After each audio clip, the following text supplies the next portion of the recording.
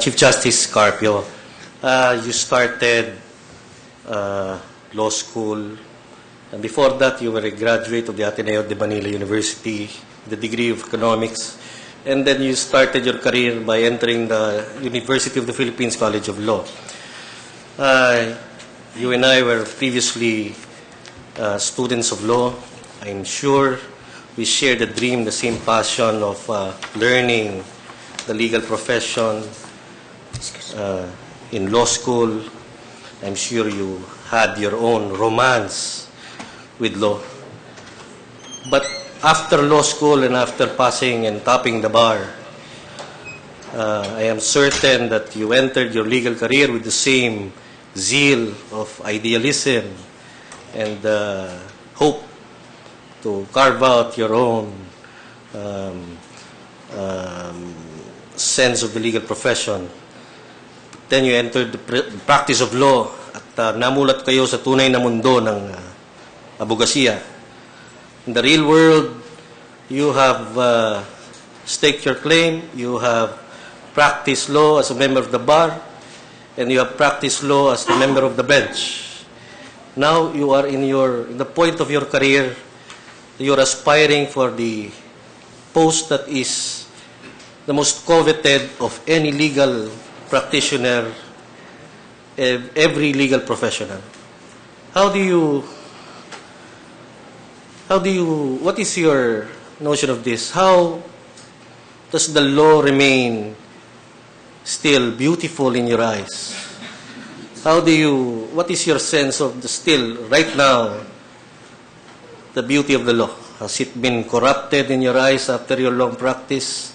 Has it remained attractive and alluring to you? Well, in the Supreme Court, you find the practice of law, if you put it that way, in its purest form, because you decide cases based purely on the law, based on the Constitution and on the statute that complies with the Constitution.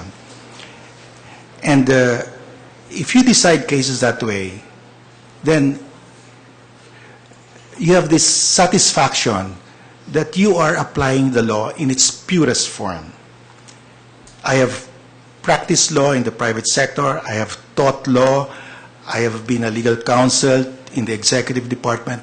But I find law in the Supreme Court the best law that I can find, because here you apply the law in its purest form.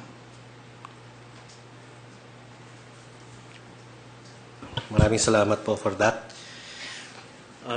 Chief Justice Carpio, if you recognizing two important concepts in legal parlance, one of which is judicial independence, and the other is judicial interdependence. What do you think is best for the country right now?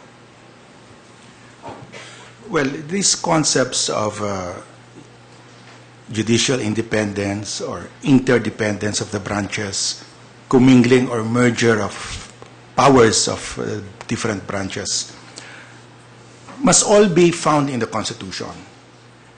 And in the Constitution, you have a clear separation of powers. You have the judiciary that will decide what is the law with finality. You have Congress that will